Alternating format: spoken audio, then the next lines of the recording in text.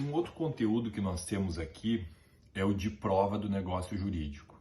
Esse é um conteúdo complementar da parte geral do direito civil e ele, inclusive, o último conteúdo, se a gente for ver, não a organização da nossa disciplina, mas a organização do código em si, né? Então, a parte geral encerra com o que se chama da prova, né? Da prova do fato jurídico. Então, o título da aula é a prova do negócio jurídico, mas a parte geral trata da prova do fato jurídico. Então, a gente tem que aqui lembrar um pouco da classificação dos fatos jurídicos e a gente vai recordar que o negócio jurídico, na verdade, ele é espécie de fato jurídico. Então, o tratamento do Código Civil nesse aspecto, lá na parte geral, é um pouco mais amplo, porque ele não vai falar só da prova do negócio jurídico, ele fala amplamente da prova do fato jurídico. Então, interessa o Código Civil não só no âmbito do negócio jurídico, mas amplamente a produção da prova, né? Então, esse é um ponto importante e eu queria aqui chamar a atenção de início para o seguinte aspecto, que nós temos um tratamento em comum tanto no Código Civil aqui na parte geral, quanto no Código de Processo Civil sobre o que diz respeito à prova. Então vocês no futuro deverão estudar em Direito Processual Civil, né, a matéria relativa à prova, porque nós temos um capítulo especial lá no Código de Processo Civil sobre a prova, especialmente sobre a força probante dos documentos. Na verdade, nós temos a matéria no Código Civil é mais ampla, no Código de Processo Civil é mais ampla, inclusive, sobre prova, porque fala de perícia, né, fala de testemunhas, etc. Então, tem esse duplo, né, essa dupla abordagem da prova, tanto no Código Civil quanto no Código de Processo Civil. E aqui é importante enfatizar que a razão pela qual nós temos na parte geral do Código Civil a matéria de prova é que quando foi editado o primeiro Código Civil, lá em 1916, nós não tínhamos ainda um Código de Processo Civil de abrangência nacional, né?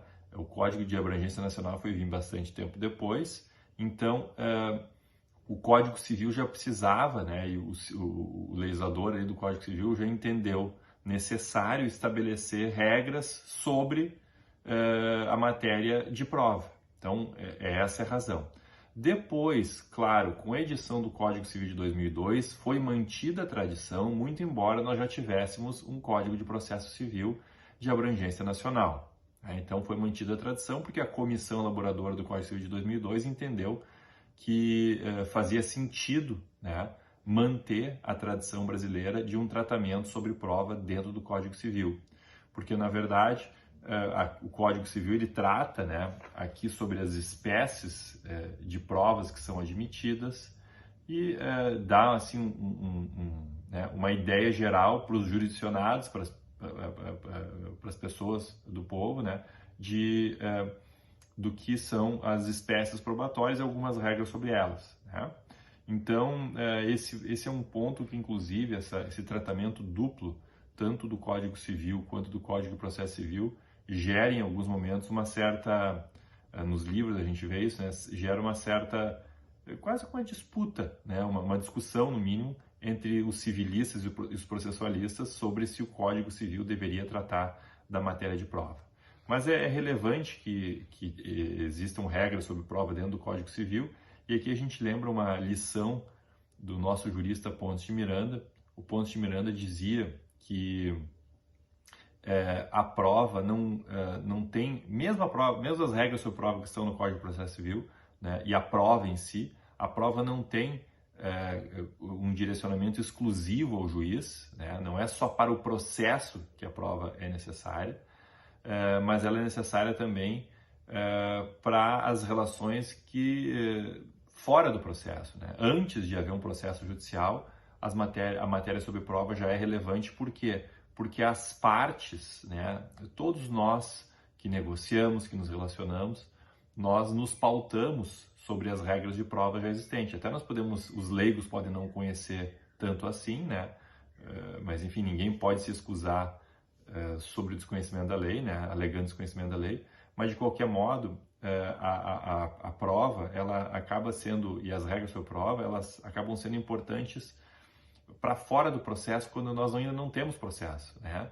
Então, o Ponce de Miranda, ele usava um exemplo dizendo que um empresário que é muito desorganizado e que ele tem, por exemplo, muitas dívidas circulando, ele vai pagar aqueles credores que apresentarem para ele documentos hábeis e que ele se convence que são documentos que ele assinou, né, ou que são de origem dele, contendo as dívidas dele. Então, ele vai reconhecer aquilo mesmo antes de entrar na justiça. Então, o Pontes dizia que tinha esse direcionamento que não era exclusivo, né, para o juiz e que tem uma eficácia, tem uma boa utilidade, inclusive, né, fora do processo judicial. Então, esse é um ponto bastante importante de ser fixado, com o qual eu concordo, eu acho que é bem preciso do nosso doutrinador Ponce de Miranda, que é que a prova não se direciona exclusivamente e não serve exclusivamente para o juiz e para o processo judicial. Ela pauta a conduta das partes, as regras sobre prova, elas agregam maior ou menor segurança jurídica às partes, né? Elas vão fazer negócios com base, não só com base, mas observando, né, essas regras sobre prova, e elas vão, então, ter que pautar também a sua atitude, a sua iniciativa, os seus negócios, conforme essas regras. Perfeito? Um ponto bastante importante é o de mencionar que a prova, e as regras sobre prova, elas atuam, né, em todos os planos do mundo do negócio jurídico, né? Então, a gente costuma falar que um negócio jurídico, ele vai sempre ter uma forma, né? A forma pode ser verbal, pode ser escrita, pode ser por mímica, né? Até mesmo silêncio. Então, um negócio jurídico pode se formar por diversos mecanismos. Então, ele vai ter diversas possibilidades, né, de ser externado pelas partes, né, ou até mesmo silêncio.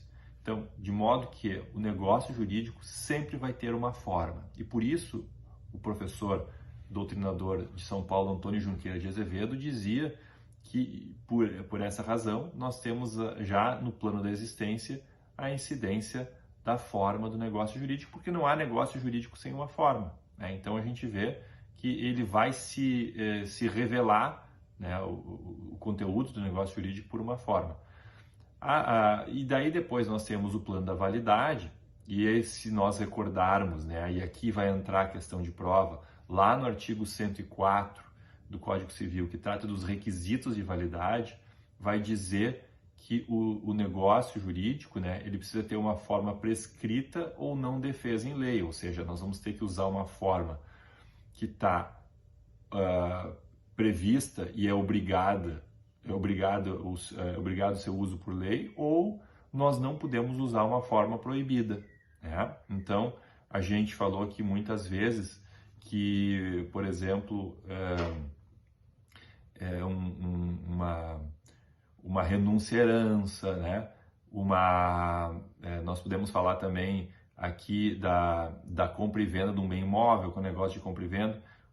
A compra e venda do bem imóvel deve ser feito necessariamente com imóveis de valor acima de 30 salários mínimos, com escritura pública. Então, tem uma forma específica e é uma forma documental. Inclusive, tem regras no Código Civil, na parte geral, né, aqui no artigo 215, sobre a escritura pública, né? Então, ou seja, no plano da validade, para voltar aqui no encadeamento da explicação, nós temos a incidência da forma, né, onde nós vamos fazer o teste da validade para ver se o negócio jurídico em concreto, e especialmente considerado, se ele vai ter a necessidade de observar uma forma específica, tá? Aí, nesse caso, o negócio vai ser inválido se ele não observar essa forma específica, né, ou se ele utilizar uma forma que seja proibida em lei. Então, esse é um ponto importante. Então, a prova, né, ela afeta o plano da existência, porque todo negócio jurídico vai ter uma forma e essa forma vai ser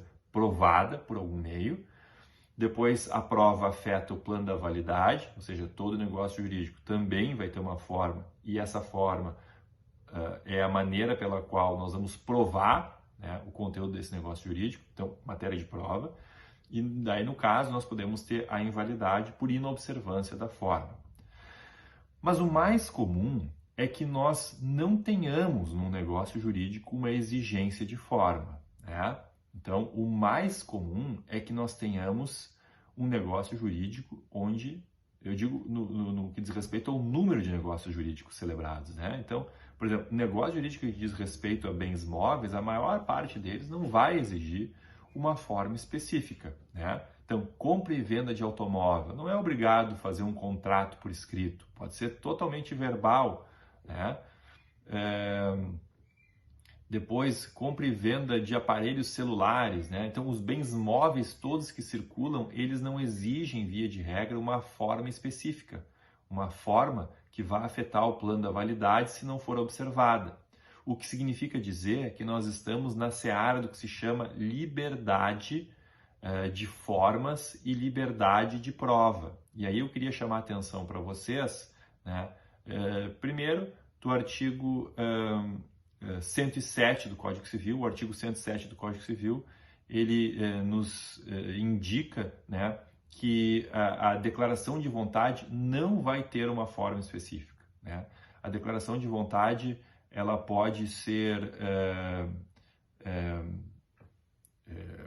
externada conforme a liberdade que as partes quiserem exercer, conforme as modalidades que as partes queiram exercer para externar a sua vontade, né? Então, não é necessário que as partes, como regra geral, evidente que casos concretos e hipóteses de contratos em especial, nós podemos ter uma forma exigida, por exemplo, a fiança, né? Quando nós temos a figura do fiador que vai garantir a obrigação de alguém, a fiança sempre vai ter que ser realizada por escrito, mas é uma exceção, né? Então, a regra geral é a da incidência, né, do artigo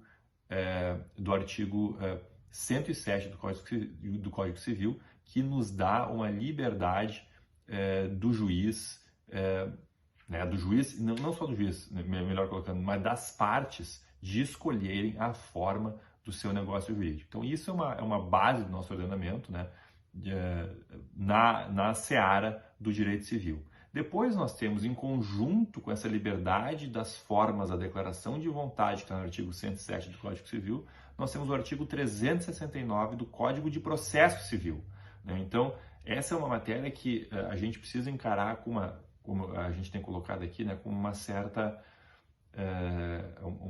comunicação entre o Código Civil e o Código de Processo Civil. Eles dialogam nesse momento, né?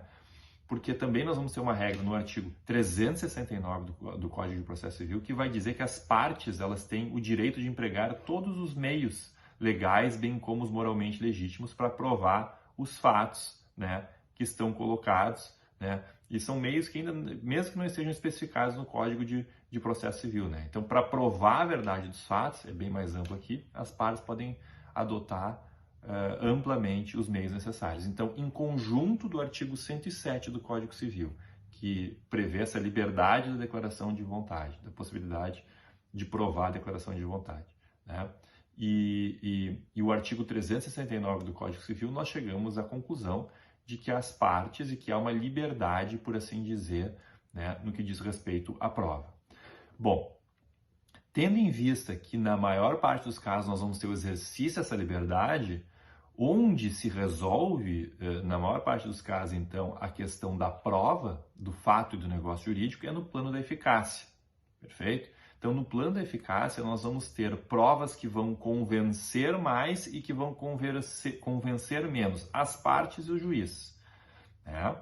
Então, eu, inclusive, costumo fazer a figura, né, de que nós temos um grau de poder de convencimento das provas que vai do 0 ao 100. E esse 0 ao 100 é meramente didático, não significa que efetivamente exista isso, mas o que existe sim na legislação são menções a essa expressão força probante, né? Força probante dos documentos, por exemplo, está lá no Código de Processo Civil. No Código Civil também se fala em força probante, né? Então, quando a gente está falando de força, nós estamos falando, na verdade, do plano da eficácia, porque a gente já passou do plano da existência, a gente já passou do plano da validade e agora a gente está falando da eficácia, da força, né, dos efeitos que determinada prova que é apresentada vai produzir para convencer, né? Então, se alguém alega, eu celebrei um contrato com uma outra parte, a outra parte vai dizer assim, não, mas eu não celebrei um contrato com você. Né? Então, nós vamos ter que provar, nós vamos ter que ter o ônus da prova de provar, enquanto autores de uma ação, de provar que aquela parte se vinculou a nós. Né? Seja com uma declaração escrita, seja verbalmente, seja inclusive pelo silêncio, se for o caso do artigo 111 do Código Civil. Mas essa prova tem que ser feita.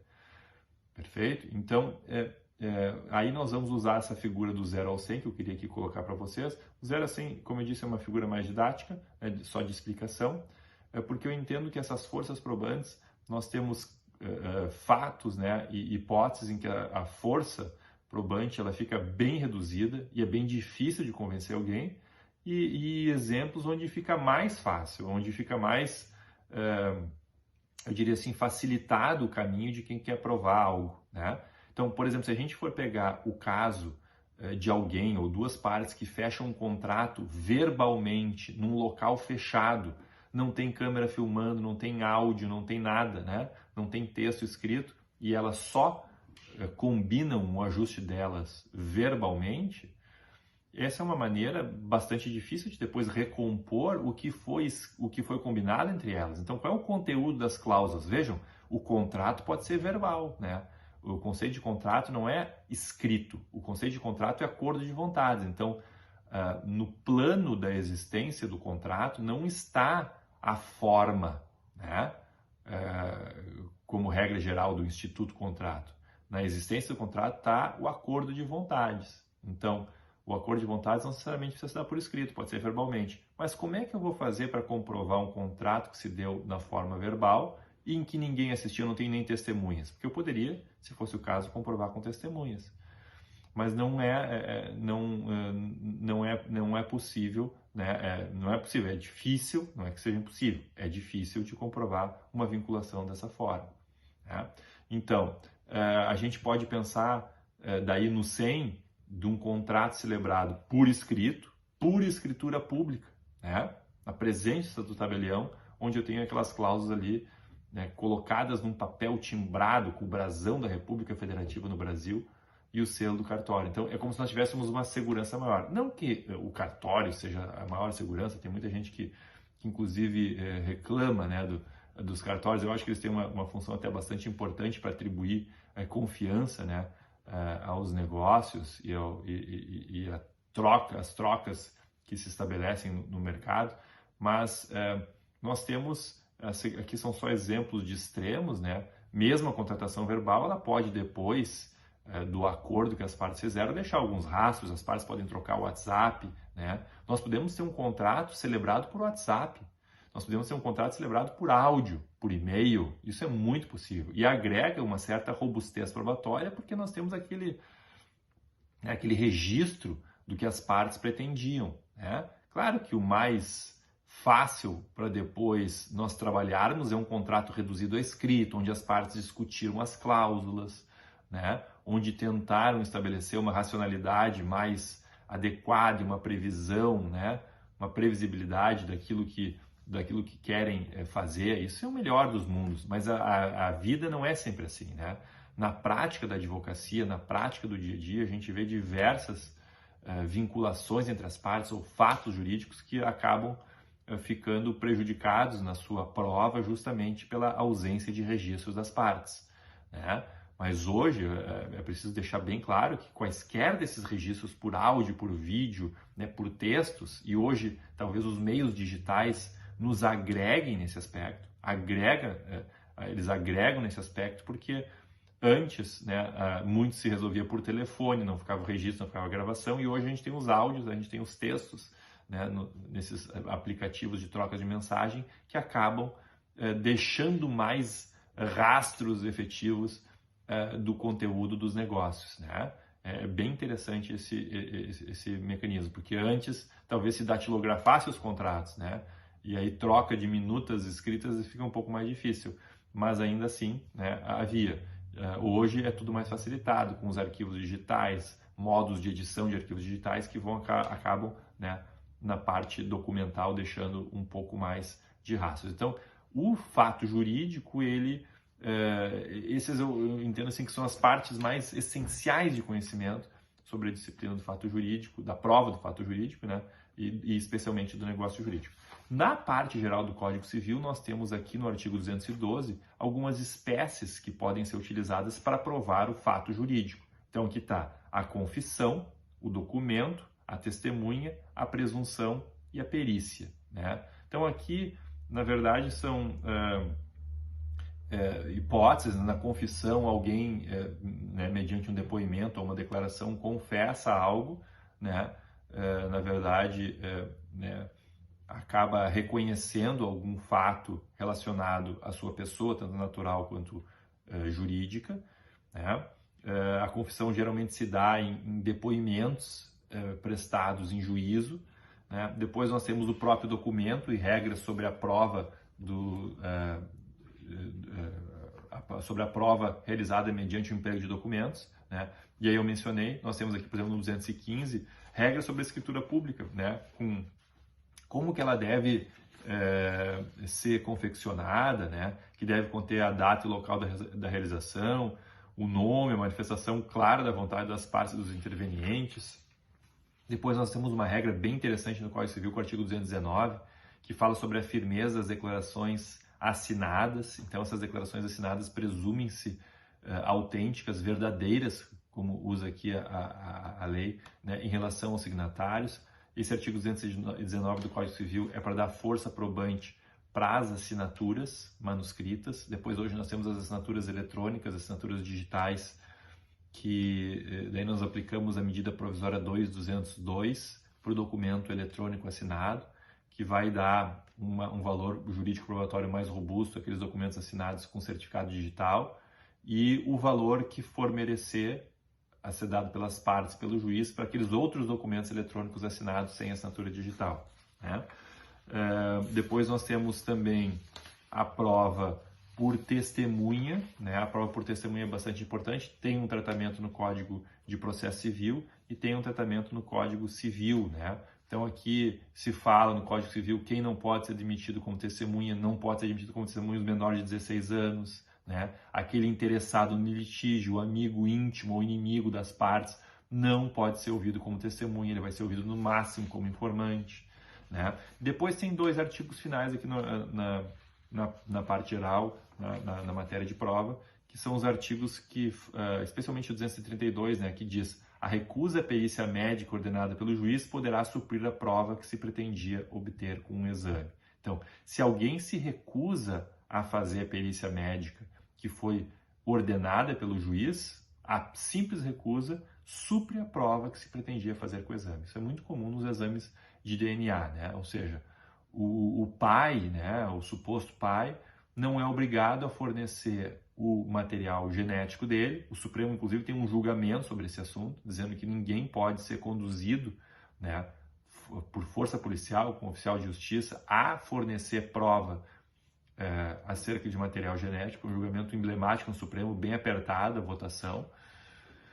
Mas essa recusa, né, então a ideia é a seguinte: a recusa vai implicar a vinculação da pessoa àquilo que se quer provar. Então, aquele que se nega a fazer o exame de paternidade vai ter contra si o suprimento, né, da prova que se pretendia, e vai ter contra si a presunção de paternidade, né? Então, esses são artigos que estão aqui no final. Em suma, esse é um delineamento né, básico e um delineamento de uma visão geral acerca da matéria de prova, do fato jurídico e do negócio jurídico no âmbito do Código Civil. Sempre tendo em mente que é algo que nós temos que ver nos planos da existência, validade e eficácia. Na eficácia nós vamos ver realmente talvez o plano mais decisivo nesse assunto, onde a gente vai ver, né, a força probatória do que é apresentado para provar o fato e o negócio jurídico. E sempre uma análise também em conjunto com o Código de Processo Civil, porque o Código de Processo Civil, né, a matéria do processo civil, também trata da prova e da força probante dos meios de prova.